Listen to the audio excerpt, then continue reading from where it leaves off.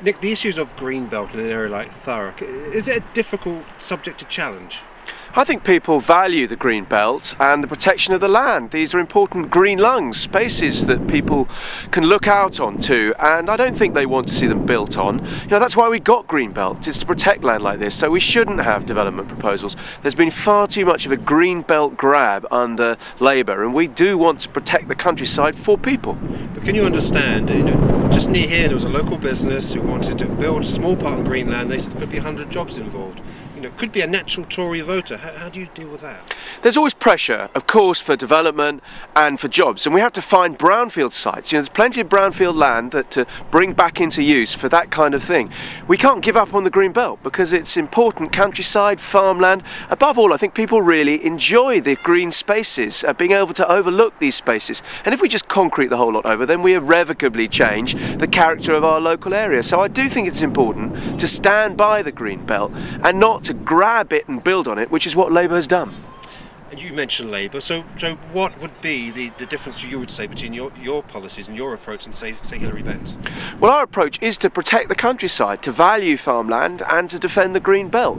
We don't believe in these top-down planning decisions, top-down targets dictating to local communities how many houses they have to have and where they should build them. We think these decisions should be given to local communities so they can take their own decisions about where to build, but the green belt should be protected. And here in Thurrock, politically, with a general election coming up, number 125 on the list, you win Thurrock, you win the election. Well, we're very hopeful of winning Thurrock. We're going to fight hard, a good campaign. Jackie's a terrific candidate and we all think she'd be a very good MP, and we're very keen for her to be in the House of Commons. But, you know, this is an election which we're absolutely not complacent about. We're going to fight every constituency as hard as we can. We do have a big swing to achieve, but we think we can do it because the country really wants a change. We can't go on like this. We can't go on amassing debt, living beyond our means. Everybody knows that we need to start again, to get the economy back on its feet, to get people back into their jobs, and I think actually to give the whole country a new start. That's what we need. Jackie, is it good to have the backing day like today with a shadow minister here? It's a fantastic boost, actually. I mean, what we've done today is take Nick round some of the greenbelt sites that we've been working hard to save, up in Blackshots and obviously here in Averley. And where we've had local councillors who've run really active campaigns in defence of those, I think it's nice that they get their efforts rewarded by a visit from a shadow minister who's going to be in government in a few weeks' time, to really thank them for their efforts. Because it is important, because, you know, we've followed John and Amanda and Wendy, and you feel very passionate about Averley, don't they? It's good to endorse that, isn't it? Absolutely, and I mean, Averley is a very special place, actually. It does have a character all its own, and it obviously has been subject to a number of planning proposals from the Development Corporation, which will fundamentally alter the nature of the community.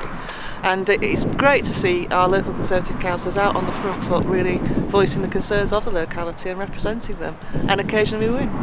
But what do you do when you've got local business people who want to build on land and say we could bring jobs and infrastructure? Is it almost, some people might say, isn't that sort of antithesis to what the Tory principles are? I think that the important thing is that you've got community buy-in. You know, we can't obviously have green belt land in perpetuity. You know, we won't develop as an economy if we do that. We'll always look to redevelop brownfield sites wherever possible, but you can actually accommodate development if that's what the locality wants, and you know, it's as I say, it's not set in stone. We don't have it forever, but we'll work and do our best to protect the green belt because it is our lungs. Going on to your campaign, I mean, you sort of described it as under the radar, but our sources know that you're out and about. Yes. You know, mainly, you know, whether it's last night or at the weekend, and yet it's, you know, 125th on the list. Some people say win Thurrock, win the campaign. Does that give you impetus or pressure? Impetus. I said to you before, Michael, you know, the one thing I really want to make sure is that we don't have any more years of Labour government, because we've come to the, you know, teetering on the edge of bankruptcy. We've got huge amounts of debt. We're actually borrowing more than we raise in income tax every year. We simply can't afford it, and that's what I'm in politics to do.